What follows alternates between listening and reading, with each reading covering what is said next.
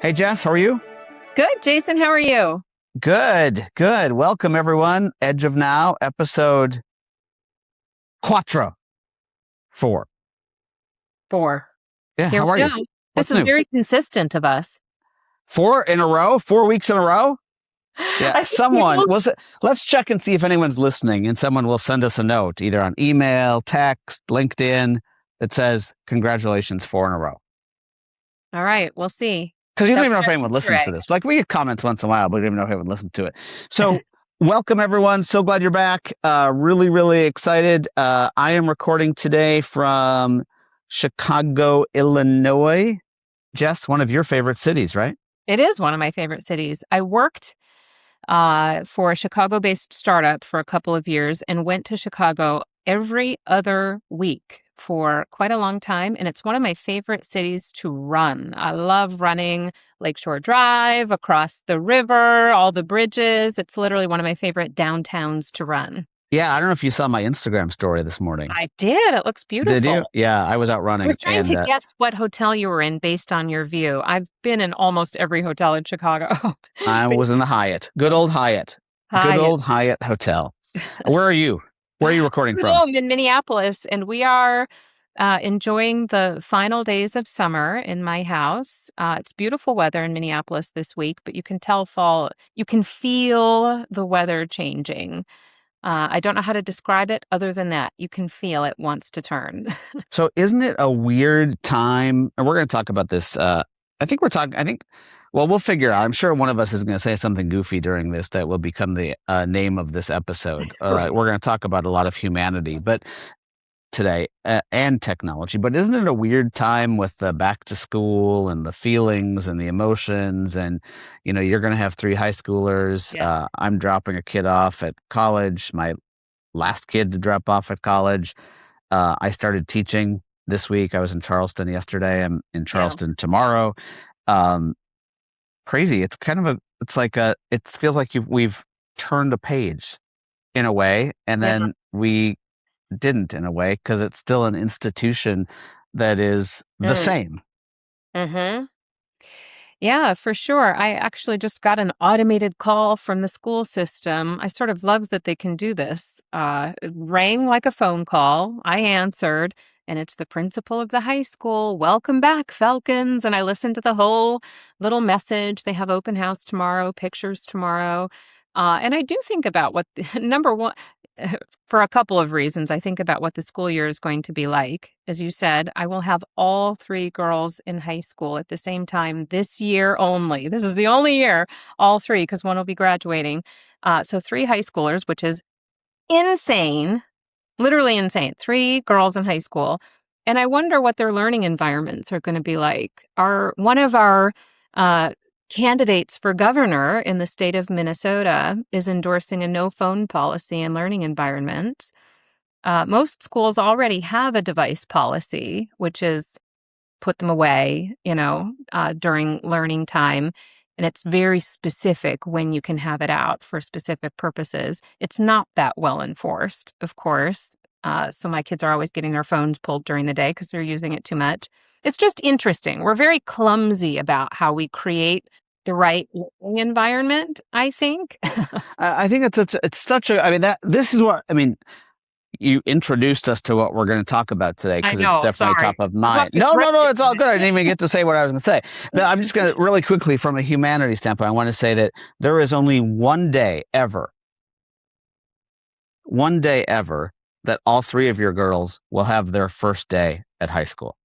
That's true. And just like I told my class yesterday, there's only one day ever. This is your first class with me in this class, Yep. and let's make the most of it. So, like, you know, I think it's a magical time. I think it's a scary time. I think it's a nervous time. I think there's emotions. I think I'm going to cry a lot this week. But at the same time, like, there are amazing growth moments as well. Yeah. But yes, it gets us into this discussion of technology moving at such a compressed pace, um, y- uh, at a pace that policy doesn't evolve with, That's where technology is the revolution. the policy and the people don't evolve at the pace that the technology is evolving with, Yeah. or revolving, turning into a revolution. The speech I just finished here in Chicago today to a group of about 700 people, who, by the way, Jess, I know that one of them listens to our podcast, which was cool to hear, because they're like, "We really Good. want your autograph." I was like, "I don't have a pen." I guess it's you have to you use your phone now to take selfies instead of signing autographs. But the thing that came to mind, and they told me this, is that their students are not allowed to have devices in high school. Mm, And there's a part of me, well, actually, so there's a big part of me that bothers to death, yeah.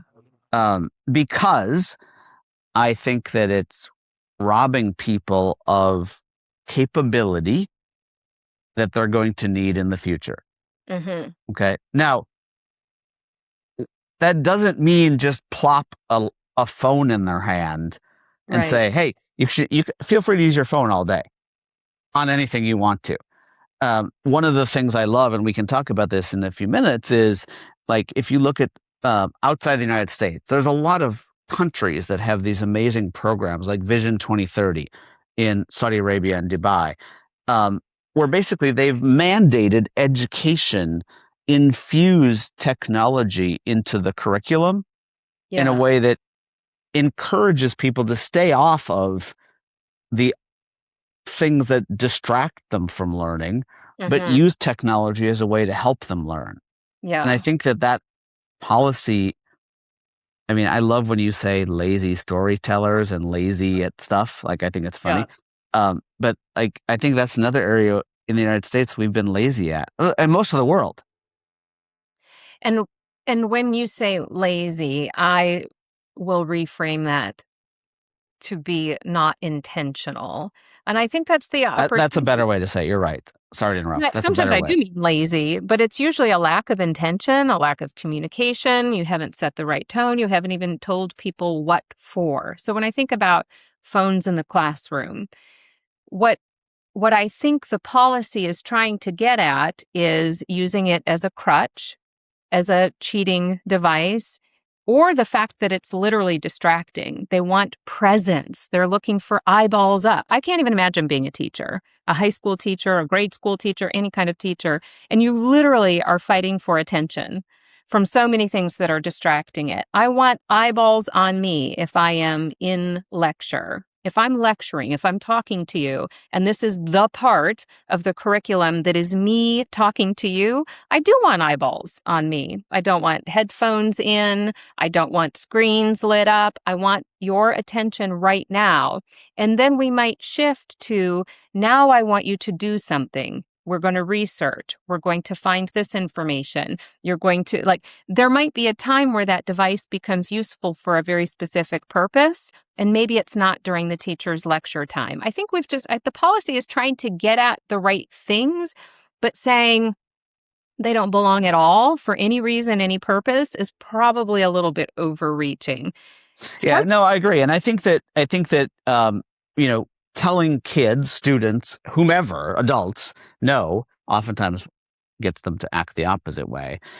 So I think that it's how do we build this together? And I think that, I mean, there have been so many studies in the last week about Gen Z Mm-hmm. and like being connected too much, or now Gen Z pushing back against AI because they're overconnected, or Gen Z saying that they love AI because of like it's enough to give you a I don't know, well, to make you feel like I don't know what to believe anymore. A, but B, it's something that I've talked about a lot, and we talk a lot. There's a big difference between getting connected and building connection, and I Absolutely. think that to me, and I love how you changed my wording of your from mess to intention, Yeah. because we've spent so much of our lives trying to get connected, and oh my gosh, I have bad Wi-Fi.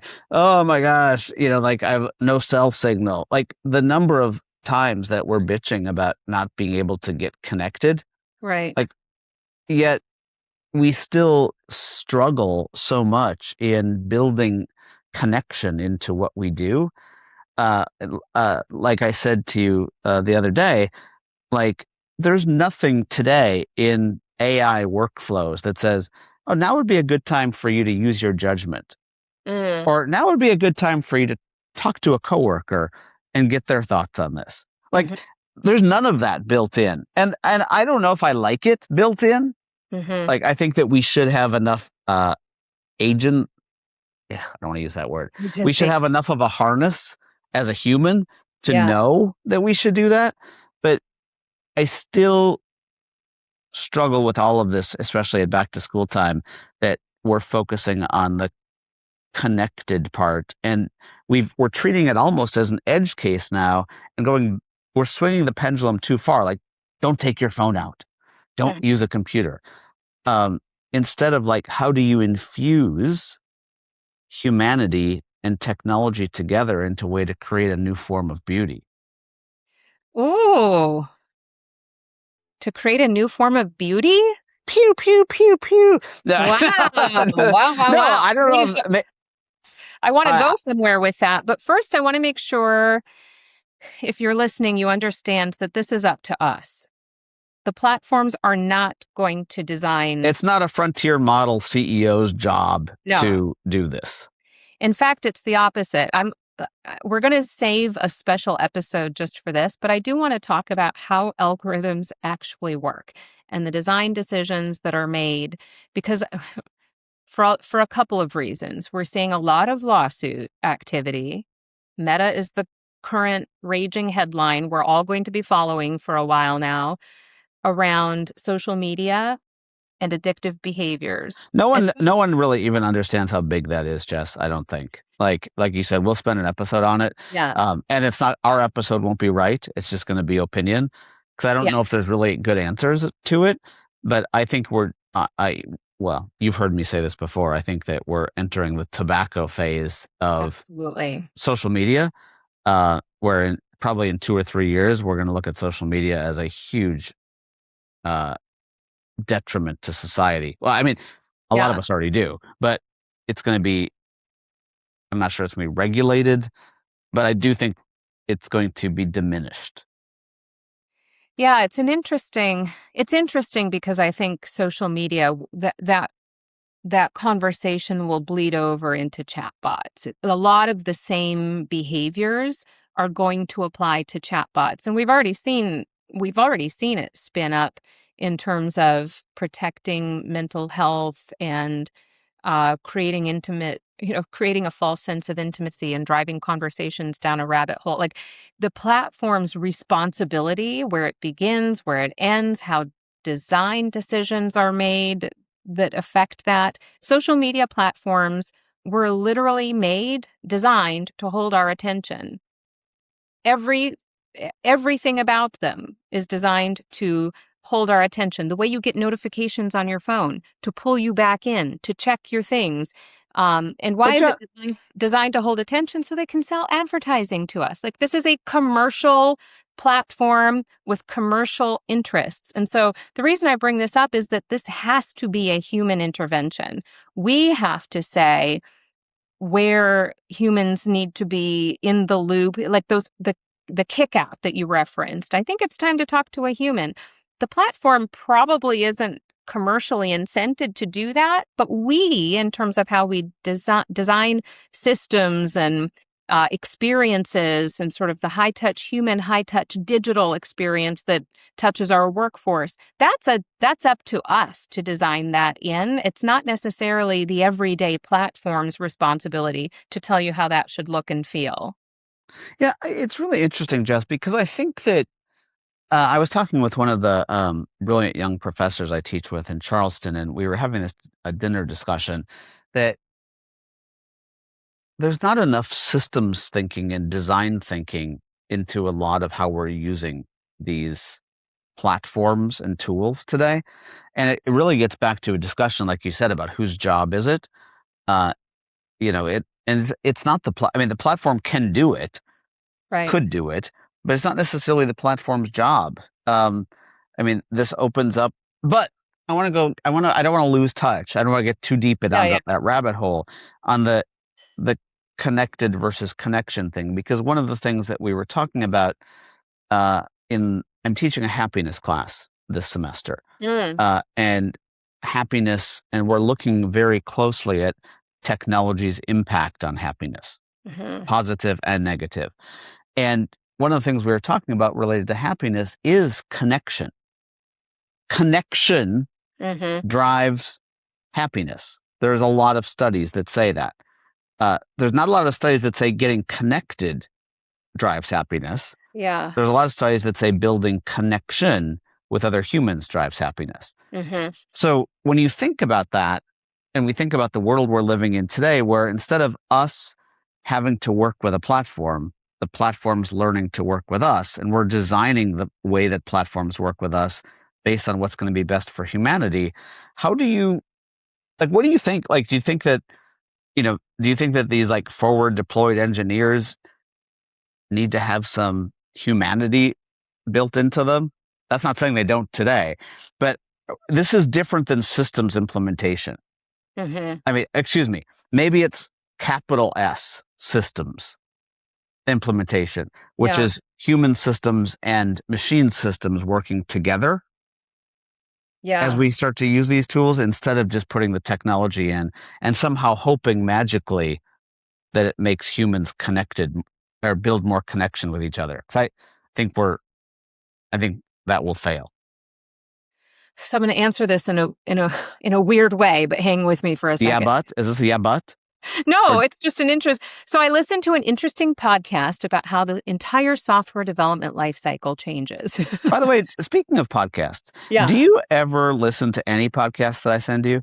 Because I send you, like, in our group text about these shows, like, I probably send you like 5 podcasts. You're very much like my wife or my kids. Like, when it comes to things I send you, I get 0 response. Like, if we look at my iMessages, they're all blue that I'm sending to you, and there's nothing that ever is a response. Stop. That's not entirely No, true. but do you ever listen to what I send you? I don't care. I'm Yeah, just curious. sometimes. Otherwise, I'm just causing more noise in your head. I no, please keep sending them. I at least look at the topic and like I get a little bit of the topic if I don't listen to the whole episode. I do have this human problem of running out of hours in the day. I wish I could listen to more stuff. My list, like I save stuff all the time in whatever platform I'm in, LinkedIn, Instagram, wherever I am. You're out of disk space. I'm constantly saving stuff for like my reading and listening list. And then I go to that list when I have time sitting in a parking lot waiting for something, drive time, whatever. I just don't get through it all. Okay, so tell me about your podcast. Sorry to Well, so distract. I was listening to the point of the podcast isn't the point. It was about how the entire software development lifecycle changes now that AI generates almost 100% of code across the world. But software development people, coding people, would tell you and did in this podcast that coding, like the actual craft of hand coding, was never the real skill. The skill was listening to client requirements and understanding complex problems and being able to solve in your mind what a solution might possibly look like. So really, really talented software builders, it wasn't like, yes, hand coding and being able to audit high quality code and like get really deep into code and find bugs and problems. Yes, that's absolutely a skill. But what makes really good software developers talented is their ability to listen and translate big, hairy client problems and Yep. come up with interesting, creative solutions. So I do think that that's going to be still the most, uh, for a forward deployed engineer, back to your question, it's not going to be rushing to the tech and it's all of its features and capabilities and turning a bunch of knobs and pulling a bunch of levers to see what the tech can do. We already know tech can do a lot of cool, amazing things. It's what we ask it to do to drive the right outcomes and create the right experience. How do we want people to feel? What do outcomes look like? What KPIs are we even interested in measuring? I did a demo the other day and they were showing me quality of hire metrics. And I said, this means nothing to me. This quality of hire thing, I like however you crunched it, show me that math, but it literally means nothing to me because quality of hire, the definition of that, I hope, has changed. I want to know if that quality dimension, how much of that includes durable skills versus decaying skills. Like that's a barometer I would hold against quality of hire. And if that person we're saying is a high quality hire is full of decaying skills and I'm not developing them faster than those skills are decaying, then that's a depreciating asset. Like so I think we just have to think about the outcomes and the measurement a lot differently. And forward deployed engineer, like they're going to ask those questions and design accordingly. If they're not just system implementers dressed as forward deployed engineers. Yes, that's the key difference. Because I think that's really important, because I think that the future of SIs per se is the human side of it and their ability to bring humanity into the equation. Because Yeah. whether you're calling them process designs or journey designs or whatever they are, Mm-hmm. the design has to include both machine and human. Yeah. And, we're used to machines being deterministic and not probabilistic. And people for sure are not deterministic. So now we're dealing with probabilistic versus and probabilistic. That's going to take an artist, not a scientist. Yeah. Yeah, for sure. And in the example I used, even if you're a really, really good data scientist and you know how to go fetch all of the data you need and how to normalize it and crunch all the numbers and get to a dashboard number, like even if you know how to do all of that, those are just technical specifications. And it's not easy. That's a talent, that's a skill. But the right person would know to ask the business, what are you using this metric for? Is that even the right metric anymore? Or do I need to fetch different data and ask it to tell a different story based on what the business is actually trying to get to? Like what does, in that example, what does this number even tell you? How are you using it? Why do you care about it? And have I crunched it the right way? Maybe not. Maybe I need to go back to my data sources and tell a different story out of this data. That's how I think about the future of anybody, FDEs, software development people, anybody who's trying to solve business problems, because that business problem has moved. So do you think we as humans, we should have like a sound effect for a really deep question? Because that's what this is about to be. Are you Yes. ready? I'm trying to think what it would be. It would be like a downshifting, like or a gong. Do we need a gong? Dude, I don't know. Anyway, like, do you think humans hide behind technology? Yes. So think about it for a second. You've heard me use this analogy a lot of times. I'll say good morning to people on Slack or Yes. Teams, and they'll say like, "What do you need?" I'm like, Yep. "Nothing." They're like, Same why are you thing. so Like, high? I'm just saying good morning. It's the same thing I would do if I walked past you at the desk. Right. Um, you know, why, when we're together, we act one way as humans, and when we're hiding, sorry, shouldn't have used that word, when we're using technology to communicate, we act differently. Mm-hmm. It may not be hiding, masquerading, Yeah, co-playing, technology can cosplaying. excuse. Well, it's sort of like where we excuse bad behavior. Yeah, that's a whole another discussion. But yeah, like I would. There's some things I would post online that I'd probably never show you a picture of, or there's some Mhm. things I would say to you in the comments of a LinkedIn post that I would probably never say to you humanly. Not Yeah. you, because I'm not. I don't. Right. I No. mean, but I think by nature we tend to act differently. I'm lost in my own thought. We just tend to act differently when when we can use a screen, hit enter, Yeah. and be done with it instead of having a real life conversation. And Yeah. I think that right now we're in a period of redesign of work, of journeys, of processes, of work in general, that we can't hide behind a machine and send it just through Slack. or teams. But at the same time, we have to learn that there are certain things that we need to use technology for to build connection better. And it doesn't require everyone always getting together to make a decision. That is so true. I saw a headline this morning about a company changing their hybrid work policy. They won't allow 2 remote days in a row because people were taking Friday and Monday. And what feels like a real 4-day weekend, a true 4-day vacation weekend, was sort of bleeding over into work feeling like like people who had that setup didn't show up the same. Is do and I'm trying to explain why that feels related to me. No, I totally understand it, but I'm just so sick of talking about this. I know, but back to intentionality. Literally, no, you're right.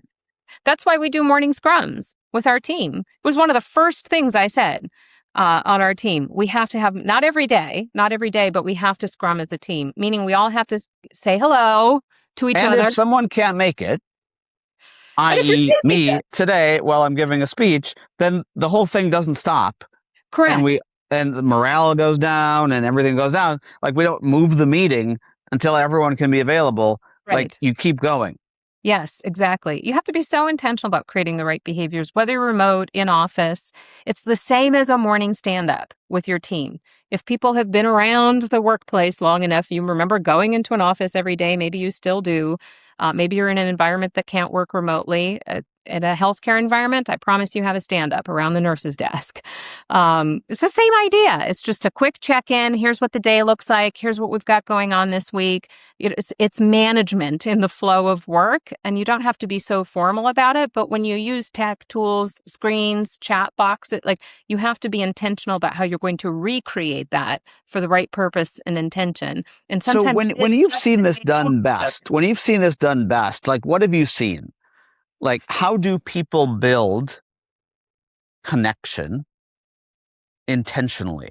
Like, I just finished this keynote. I'm probably a little bit hot coming off of it. And someone asked me, like, have we approached the Wall-E moment where we just have bots talking to bots?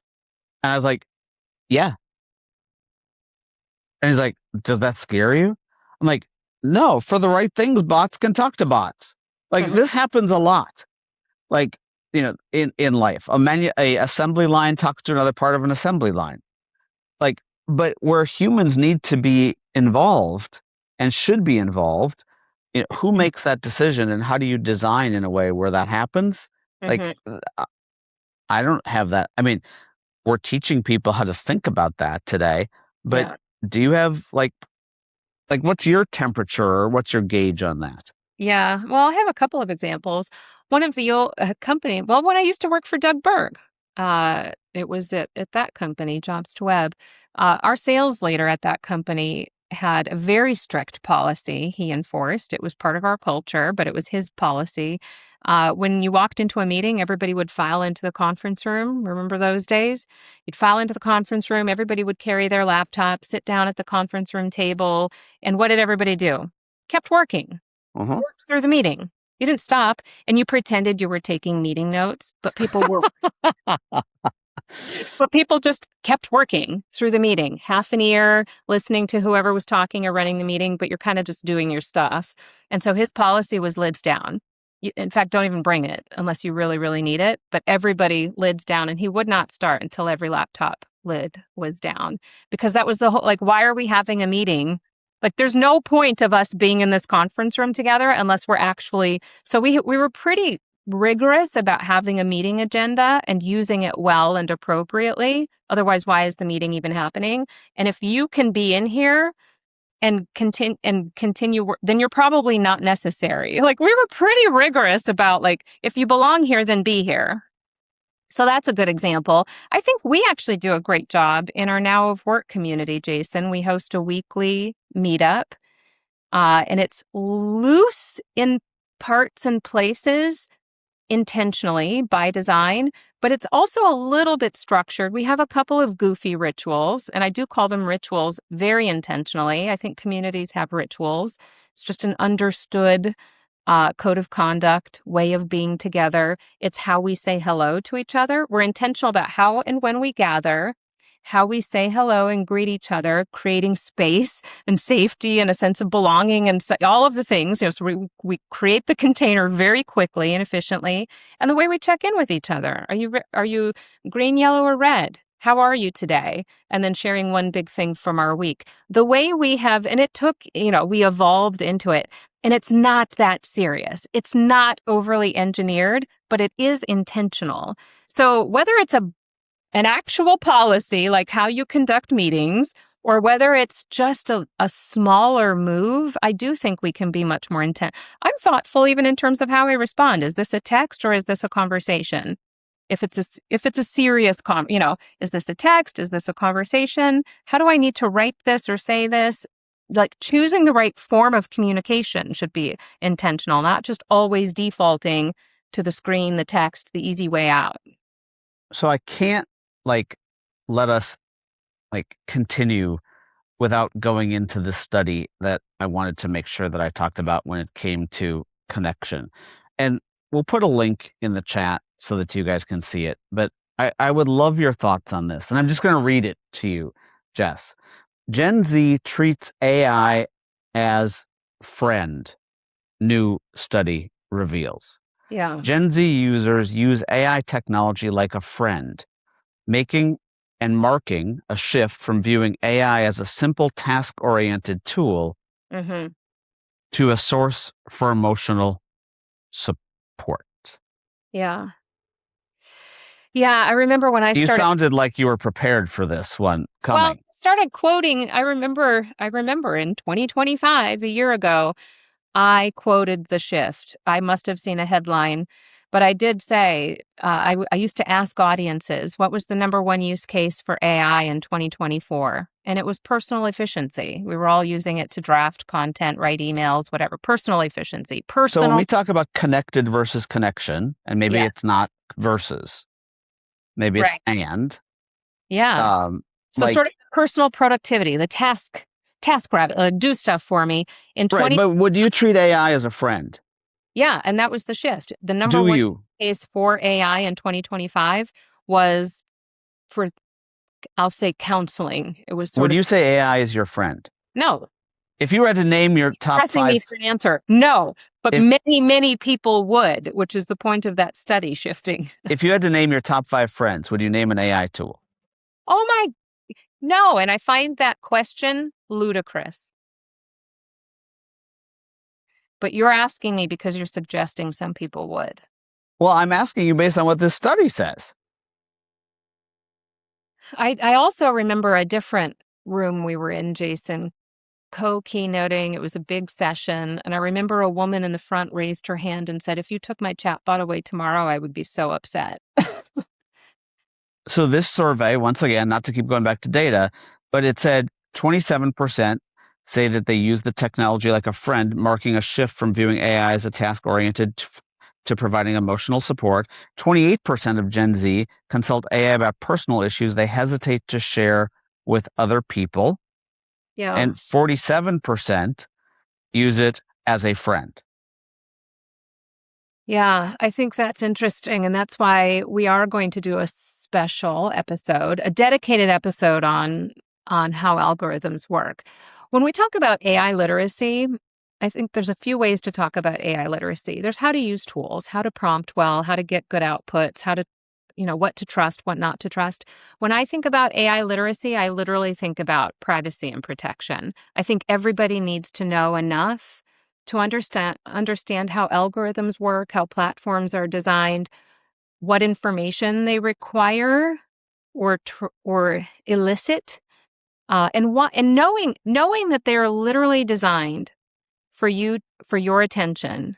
In fact, for addictive behavior and to earn trust. They're designed to earn your trust. Why? Jess, can I interrupt you for a second? Yeah. Sorry, save the thought. But this is the second time you've said this now in this episode. Isn't that what Amazon is? Right. Couldn't you say that Amazon builds in addictive behaviors? I don't know about addictive behaviors. It's definitely Amazon is designed to ease the the transactional process because they want you to buy goods and services on their platform.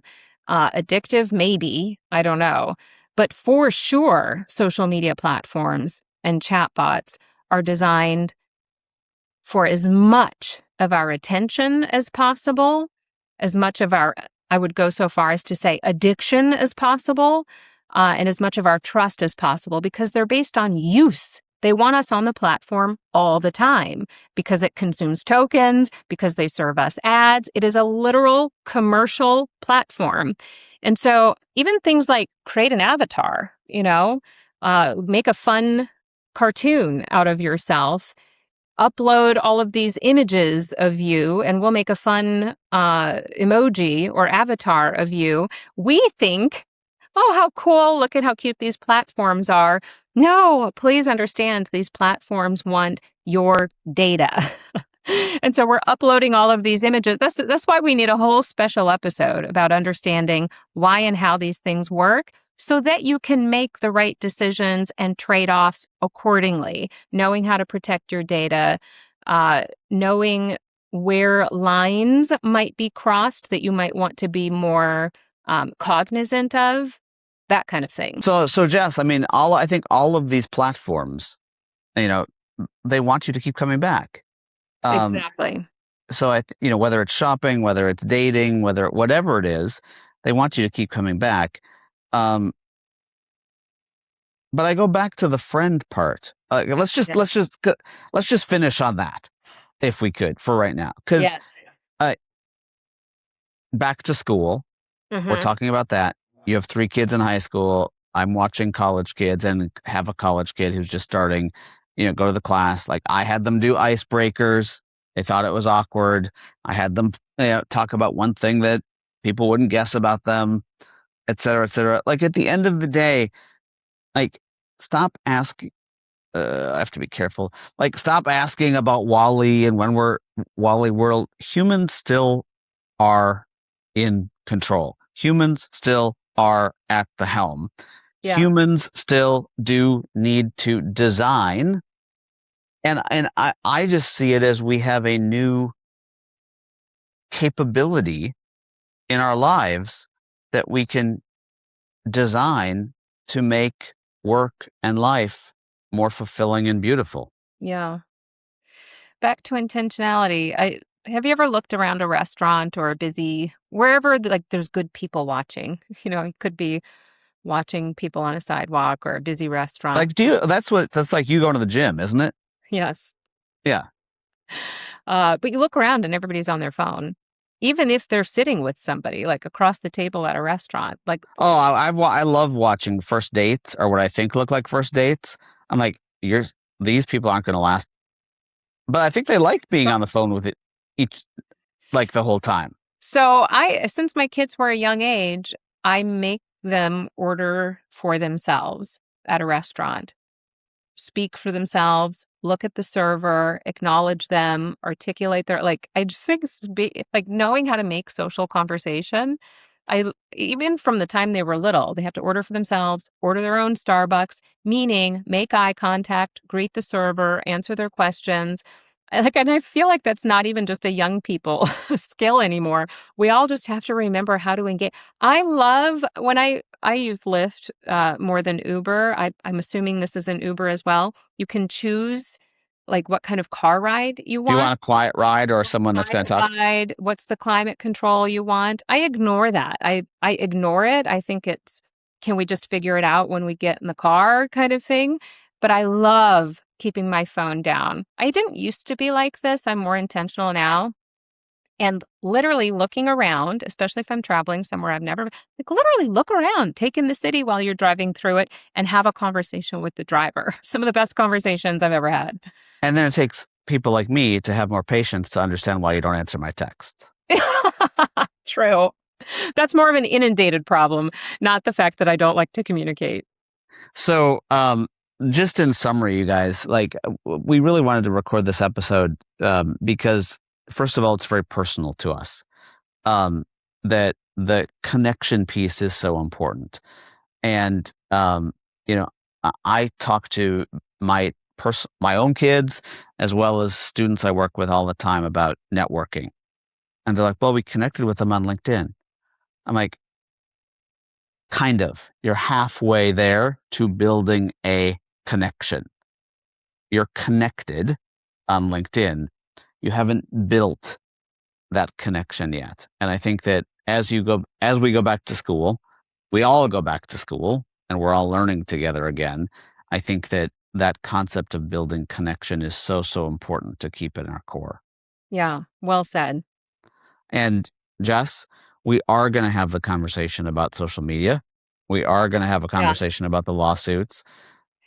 It's a big one, so we're going to do it justice. I think everybody should pay close attention. Well, you'll have a hard time not because it'll be everywhere for a while. I think it'll be interesting. Like you said, it's the tobacco moment. I think it'll be interesting to see where this shakes out. By the way, it took us 20 years to decide social media was harmful to who, how, why. That's too long if it's indeed been harmful. And I think that's going to bleed over into the chatbot space. So it'll be interesting to watch. Yeah, for sure. For sure. Well, Jess, always fun. Episode 4 in the bag. I'm off to Charleston. You're off to. I'm staying put. I'm home, putting kids in school, no travel for a bit. I'm loving this this chapter, this turning of the page into a new school year. Well, take lots of photos because everyone has to post the photos, or if Right. not, save them with the kids holding the weird signs, right? That's right. First day of I've blah, never blah, done blah. the signs. Can you believe that? You've never done signs? Nope. I've never done the signs, but I always get a first day pick, of course. Yeah. So enjoy it. Yeah. Thank It's you. a great way to remember a great, great connection with family. For sure. Thank you, guys. I hope this was helpful. I'm not going to say sponsor again because the last time I said sponsor and then this time I said sponsor, I had 2 more people that said they'd love to Can we sponsor. sponsor? So we're not going to do that anymore. But please share this with someone who would like it. Please share this with someone that would be interested in it. We have so many really cool people in our community between students, professors, CEOs, entrepreneurs, vendors. Like it's such a great community. So even share it with your mom. She might even find me funny because I'm probably closer to her age than your age. But anyway, that's a bad ending, Jess. Okay, guys, have a great rest of the week. Have a great weekend and talk to you next week. Thanks, See you, Jess. Arjun. Bye.